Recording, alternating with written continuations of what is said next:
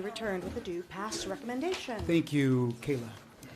Mr. Chairman, members, Senate Bill 1585 appropriates monies to DES to provide reimbursement rate increases for services to individuals with intellectual and developmental disabilities. Specifically, $13 million is appropriated from the State General Fund and an unspecified amount in Medicaid Expenditure Authority for home and community-based services, and $2 million is appropriated from the State General Fund to the state-funded Arizona Long-Term Care Fund for room and board services. DES must engage community stakeholders regarding their plan to increase the reimbursement rates and submit a report to JLBC on the adopted provider rates. Finally, DES is required to implement the increased provider rates by October 1st, 2024. With that, I'm available for questions. Any questions for Kayla at this time, members? Okay, thank you, Kayla. We have the sponsor of the bill, Senator Wadzak. Thank you, Mr. Chairman, members. I think it's no secret that I have a severely disabled child at home who receives DDD care, and she has since she was 7 years old. She's 20 now. She has full all-text care. She qualifies for total care. She has cerebral palsy, epilepsy, seizure disorder. She's nonverbal, 20 years old, in diapers, spoon-fed, bathed. She has to have somebody with her at all times. Senator, you can continue. I want to make sure I have everybody's attention in the room. Right now, you can continue, please. It's okay. Okay, thank you. So I wanted to just explain that if it weren't for the Developmental Disability Division and their ability to help me by caring for my daughter so that I could work, so my husband can work, so that we can have respite care, so we can have attendant care. She gets habilitation care. These are all services that are incredibly, incredibly important to us as working individuals.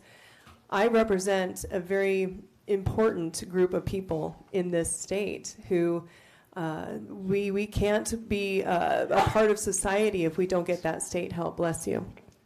And so it's very disturbing to me when I go through caregivers like you wouldn't believe. They come to me and say that they love working with my daughter, they love working with our family, and then they wind up quitting after a few days because they're only making $13 an hour. And it's disturbing when they go to a Jack in the Box or a McDonald's and find out they can make $17 an hour or $20 an hour at an E.G.'s, making sandwiches and flipping burgers, and they can't get paid even close to that amount. Working with a child or a young adult who is in need of care, need of help. So I've been working with some people at DDD and with Brian Murray, who I think is still here. Brian? Yep, there you are. And we are asking for some money. And I know this is a tough thing to ask for in a year like this because of our budget situation.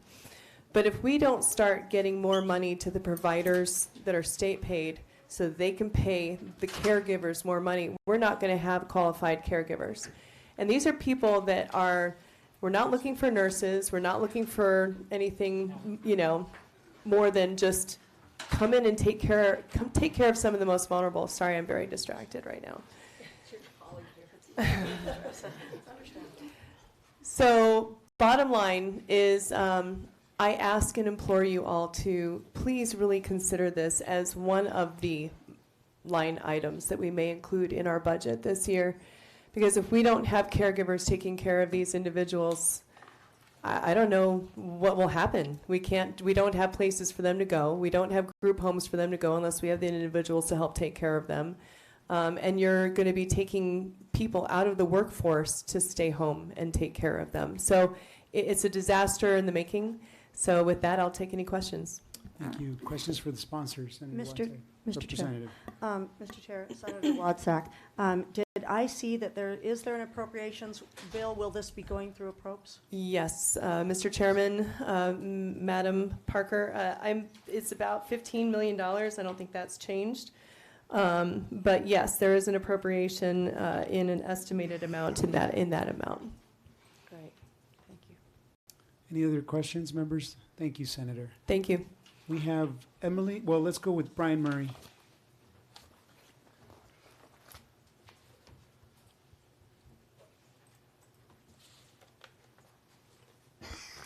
Mr. Chairman and members, Brian Murray, Cornerstone Public Affairs on behalf of the Arizona Mentor Network. I first want to thank the chairman for hearing this bill, and I want to thank all of you who have been sitting here for 6 hours through a nonstop hearing. But this, like all of the other bills you've heard, is super important. And so I come at this kind of differently, right? I represent the largest service provider, but like the senator, I also have a child in the system. And so I know firsthand how difficult it is when you can't find providers. But I'm going to save my normal spiel and ask you to remember when you're in small groups that this needs to be a priority. Last year, we got 0. And so when you're looking at the fact that we have to comply with state law, which means we have to pay for the minimum wage increase, when we don't even get something to help cover that, it comes out of what we're already given from the rebates from 2018. Right now, when you look at our costs, 84% of the money we get goes directly to the provider. So the person that comes to my home and works with my son, 84% of that budget. That doesn't cover the transportation costs, the supervision costs, anything else, just that. And when you look at the average company, 25 to 35% go into labor costs. It's an unsustainable proposition. And probably by the end of this month, the new rebates will come out, which will show the state is underfunded in state dollars, close to $250 million. This is a very small step to help cover the minimum wage. With that, I welcome your questions. Any questions, Representative Hernandez? Mr. Chair and Brian, I know that you've been working with Representative Martinez on a similar bill. Was the amount what was different, or can you explain that? Yes. Mr. Chairman, Representative, it was a mirror bill. Oh, it was. Okay, thank you.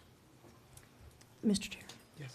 Mr. Chair, Brian, I really hope that this will be a priority in appropriations for those in Cage. Are you feeling that there is a motivation this year for this to be funded and made a priority?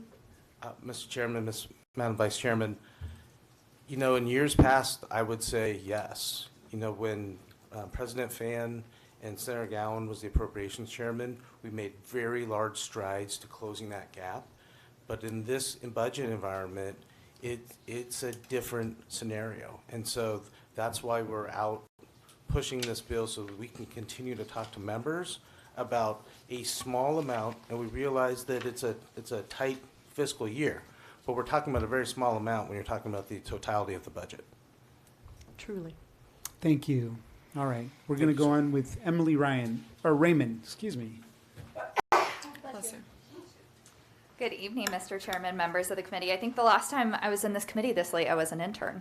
It's good to see you all. For the record, Emily Raymond with Goodman Schwartz Public Affairs, here on behalf of the Arizona Association for Providers for People with Disabilities, APAD, better known as. Thank you, Mr. Montenegro, for hearing the bill, and thank you, Senator Wadsack, for working on this very important legislation. Just as a brief reminder, APAD is the statewide provider association for people who provide services to folks with intellectual and developmental disabilities. Like has been mentioned, you all have heard this legislation before, and I know that we've had these conversations. I did want to bring to you tonight some updated numbers that 15 of our providers shared from their January numbers. So this is only for 1 month for 15 providers, and they paid 90,000 hours plus in overtime just for January for 15 providers. And the cost to those providers was over $2 million. And as previously shared, those are reimbursed by the state, and if we aren't reimbursed at that rate, then they have to make it up in other ways. This is unsustainable. We cannot attract qualified workers. We cannot retain them if we are able to attract them, and these are Arizona's most vulnerable citizens. We heard some of the concerns from this committee when the bill was in here previously. We absolutely understand the circumstances of our state budget. We would ask that if funds become available, or if we're able to find any, that this system is prioritized. We have not been fully funded at the recommended level since 2004, and we are really in a dire situation.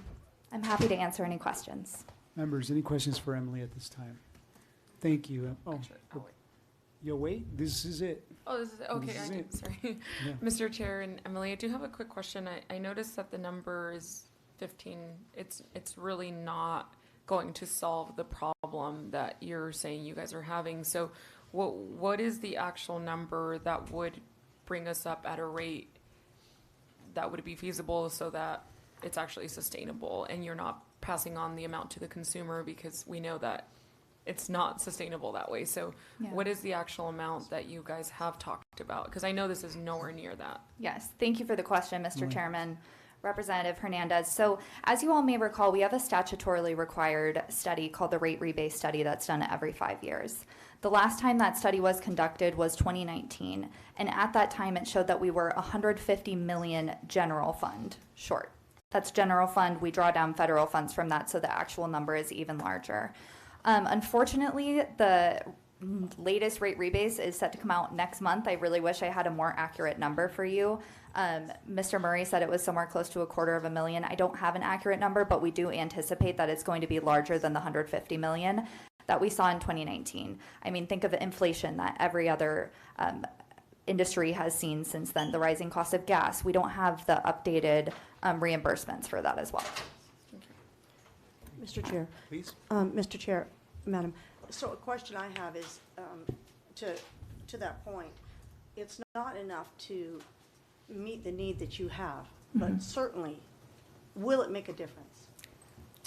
Emily. Thank you, Mr. Chairman. Representative Parker, absolutely. Every dollar that we put into the system makes a significant difference and helps us retain the workers that we have and hopefully attract additional workers to our workforce. Mr. Chair, follow up. Yep.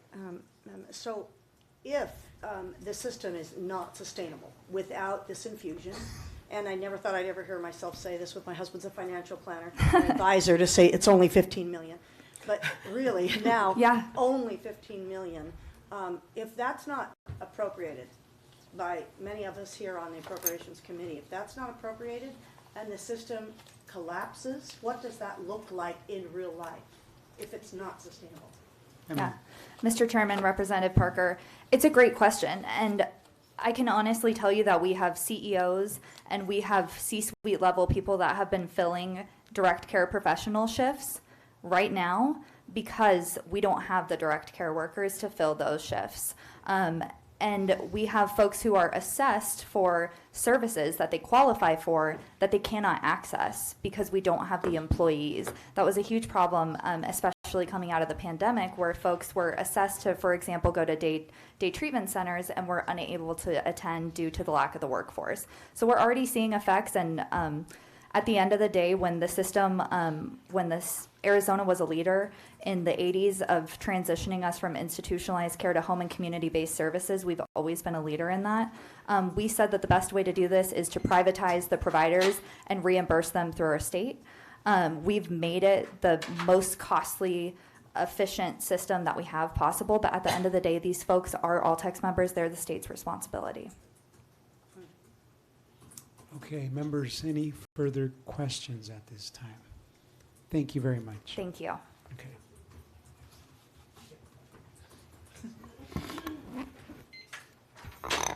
All right, members, seeing no further discussion,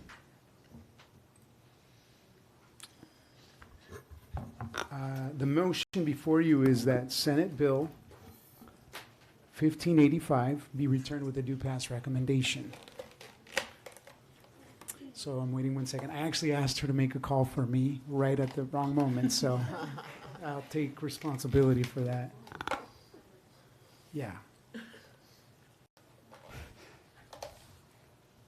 Ordering pizza? Timing. No, I wish. I should have. I should Now, have. why don't we Yes, get you dinner? should I have a have. complaint. I'd like to file a complaint. Wow, last hearing, no pizza. I'm just kidding. I feel terrible now. I feel terrible. All right. You did ask me. You did ask me. Secretary, please call the roll on 1585. Representative Bliss. Aye. Representative Contreras. Mr. Chair, Please proceed. in all of the 2 years I've been here, Play it on. this is something I've been strongly advocating for. I know we are so short in the amount of funding that we can provide for this. This is a drop in the little bucket, and I hope we can find more money later on to extend this, but I'm going to be voting yes, definitely, for this. Representative Gress. Aye. Representative Hernandez. Mr. Chair. Please. As a former respite, former caregiver, former in-home care service provider, I guess I would say, when I was going through undergrad, I definitely know, and I got nowhere near the $13 at that point, which sounds amazing now, right? But there clearly is a huge deficit. We need to do better. We need to ensure that all of these individuals who do need the services are actually being provided the proper care at home if they are at home. And we know that that's not the case right now. We have individuals that are quitting because, as you said, they are making more money flipping burgers than they are taking care of someone's health and their needs. So with that, I think we should be doing a lot more. Truly, like, I don't think this is enough. I do appreciate, you working on this, and I think it's great in a right step in the right direction. But there clearly we need to do a lot better. So with that, I vote aye. Representative Lagori. Yes. Representative Mathis. Aye. Representative Pingerelli. Aye. Representative Willoughby. Aye. Vice Chairman Parker. Mr. Chair, permission to explain my vote. Thank you. I'll be quick.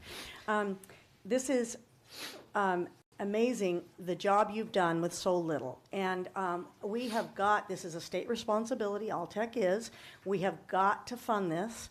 It is a fraction. This money can be found. There are places. To see your efficiencies is very impressive.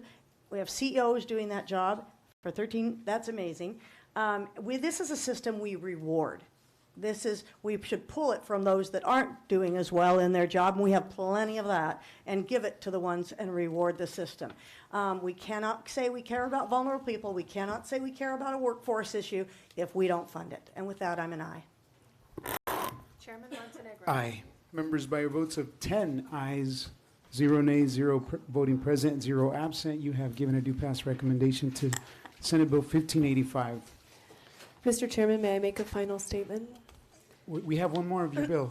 Yes, I just go ahead. wanted to say that you guys just helped me keep my first campaign promise, and that was to my daughter and to her caregiver, Christina. If she's ever watching or listening, I promised you I would run this and I would fight for this for you, and I thank you all for helping me make that happen.